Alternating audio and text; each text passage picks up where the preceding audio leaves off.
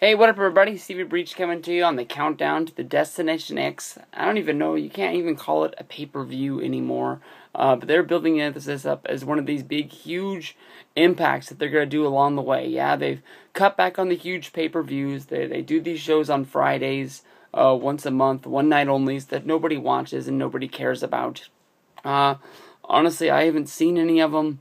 They're probably never going to get released on DVD, so I'll probably never see them down the road. You don't hear anybody talk about them, so nothing big must be happening that goes along with any angles or anything like that. I know when they shot all these things, they didn't even bring the titles out for anything, just in case anything happened. But now you can see a lot of these guys are getting released, and they're going to be getting embarrassed, more than likely, especially with like Rob Van Dam working these shows back in the day, and now he's going to be showing up on Friday SmackDown. So there's a good chance that if WWE books Rob Van Dam on the right SmackDown, they might get Rick rooted, and he's going to be on their semi-live program against a taped show that was filmed back in March when Van Dam was still in TNA. Whatever. But honestly, I threw down a lot of money. Me and my buddy Mario were going down to Bound for Glory, and I was all fired up. TNA was hitting on all cylinders on that time, and I believe the last show was Slammiversary, which was a really good pay-per-view. They did a lot of good impacts to build that up. I think they honestly ran out of gas before the last one, but the shows coming out of Slammiversary were good, and then all of a sudden I just hit this wall where just TNA wasn't the one thing that I just had to watch. It wasn't that I hated it or anything like that. It's just that I had too much shit going on with it being summer and all that. And 2 weeks in a row I missed Impact. And last Thursday I didn't get to watch as well. I think I made a video talking about not being able to watch that or SmackDown on Friday, and then the pay-per-view rolled around and it was Sunday, and I almost just deleted it off my DVR and killed it off, but freaking 88 Miguel talked me into watching it last night, saying that the ladder match with Taryn Terrell and Gail Kim was something that I had to make sure that I saw, so I breezed through that, just now finished it up, and that was a hell of a show. A lot of bad stuff in there. It was all built around the Lethal Lottery, and that was a good gimmick for WCW back in the day. But let's see. Magnus got the win. He picked up 25 extra bonus points to give him a huge hell of a lead in the Bound for Glory series. But those chicks stole the show. I know that it was last month at that pay-per-view. Gail Kim and Taryn Terrell tore the house down. And then on the next WWE pay-per-view, Payback, Caitlyn and AJ went out and had one hell of a match. And there was debatable which chick match was the better one, with them being so close together and being so good. Especially out of the big two. I know that you don't get a lot of good divas and knockout matches a lot of times. Then we got two of them back-to-back. And I think Gail Kim and Taryn Terrell wanted to make sure they were known as having the better matches. I know that Gail Kim has always been known as one hell of a worker. WWE really didn't let her do anything, but her time in TNA, they've always really let her go out there and shine. But this is Tiffany. Tiffany from ECW she's working with. Taryn Terrell, I honestly thought around Slammiversary time when they were building up this match that they were making her out to be a big star, and then all of a sudden they didn't put her on TV 3 weeks in a row, and to me it just really cooled her off, and this is the first time I've really seen her and noticed her at all, and she just comes out of nowhere and has this awesome match. I don't know where she was having matches, where she was training, or how she got this good in between being Tiffany. Let's see, the last time we saw her was 2010 when she got released from WWE. For 3 years, what the hell has this girl been doing when she can have matches like this? It's not like Gail Kim is really just literally dragging her around the ring and making her do these spots. She can work and she's good. Let's see, Aces and Eights and fucking, what the hell's their name? Main Event Mafia stuff, at the end of the show, Sting came out with Main Event Mafia and just wanted to make sure everybody knew that the big match for Destination X was going to be Chris Sabin. He put his X Division title on the line. I guess you can say he cashed it in like it was a Money in the Bank beef. I did it again. People made fun of me for that during my freaking video that I made on Sunday about Damien Sandow. Money in the Bank briefcase. I guess you can say he cashed it in. and he's going to be going up for the World Heavyweight Championship against Bully Ray. Chris Sabin, to me, honestly, I always liked him as part of the Motor City Machine Guns. I don't know why I can't talk fast today. But I always liked him as there, but I never really saw him as becoming this huge star and being a main event guy. Maybe a good X Division champ, but he doesn't even really look like Chris Sabin to me since he's came back. But maybe he's one of the bigger guys, and they want to thank him for, being able to come back and rehabilitate himself and push him back up to the top. No way in the world he's beating Bully Ray for that championship. I'm sure that they'll have one hell of a match, and it'll look good. But Ace and Eights has been known to get into all the matches. Main Event Mafia has been saying that they're going to make sure that they keep them out of the match. I guess they'll cancel each other out. Rampage Jackson came out. He's the 5th member to equal out the teams, with the Main Event Mafia being Sting, Kurt Angle, Magnus, Samoa Joe, and now Rampage. Every time I see Rampage on TNA, it turns back the knob on it a little bit. Sort of like Brock Lesnar in WWE came in and it was going to be a big, huge thing. First Raw we see him was awesome. Him and Cena fight on Raw the next time. That's really cool. They had an awesome match with freaking Cena at Extreme Rules. And then everything since then is just a little bit less and a little bit less.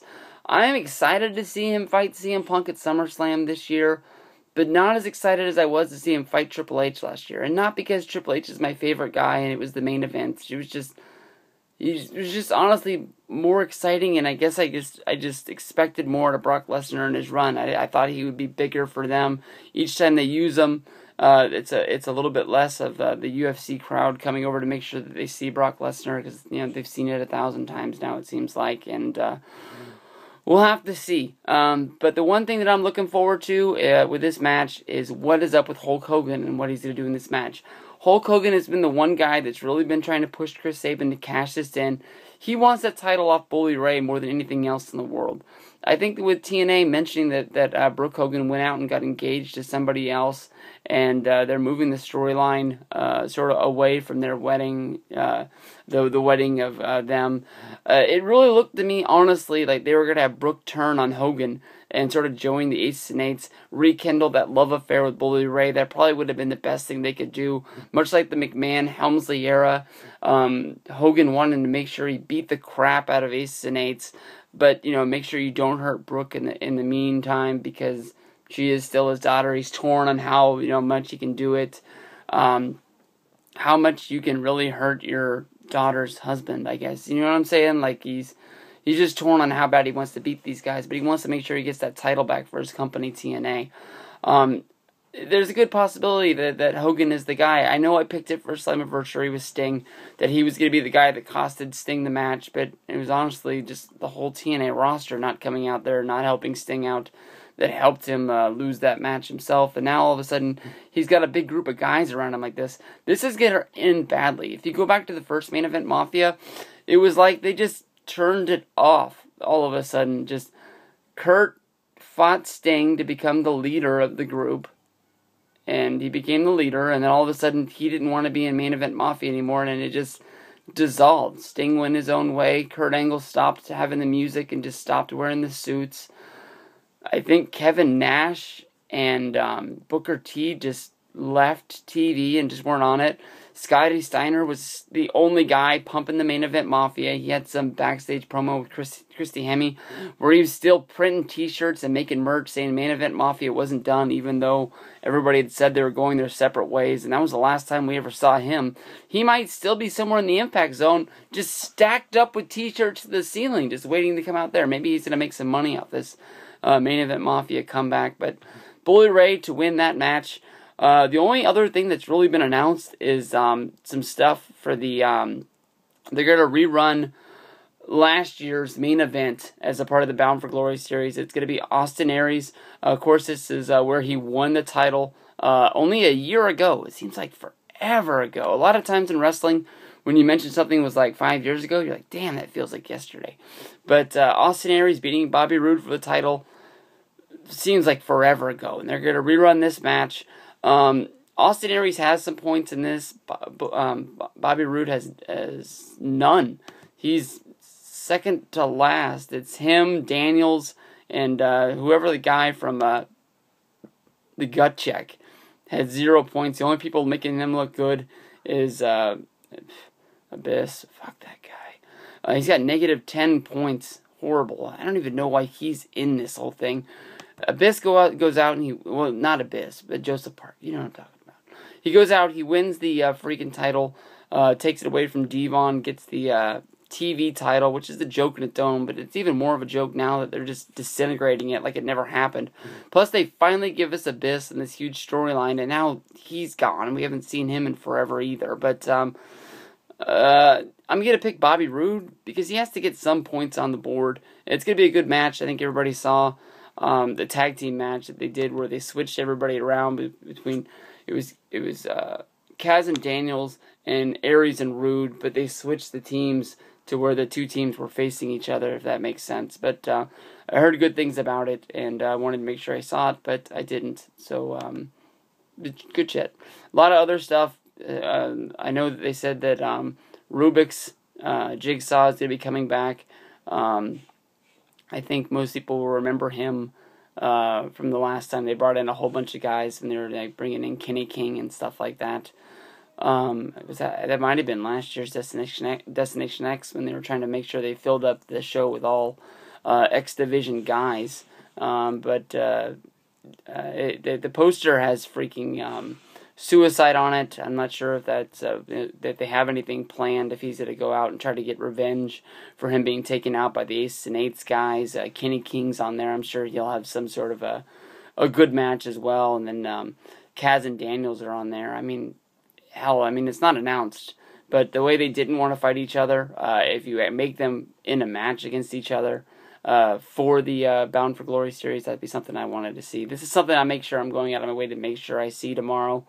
We'll have to see how good it is, but it should be fun. I'm glad that I got to talk about TNA because I haven't talked about them in a while, and hopefully this will get me all fired up because before Monday, if you would have asked me, I was more excited to go to Bound for Glory to make sure that I was going to meet Hulk Hogan and I guess Kurt Angle. They're letting so many guys now loose. I don't know who I'm really going to meet there, but I think now, just especially with meeting Cena, Triple H, and Shawn Michaels, SummerSlam definitely is on the board. I bought my item for Cena the other day that'll be coming in sooner than later, so we'll have to see. Make sure you watch this Destination X show. It's going to be pretty good. Have fun, guys. Peace out.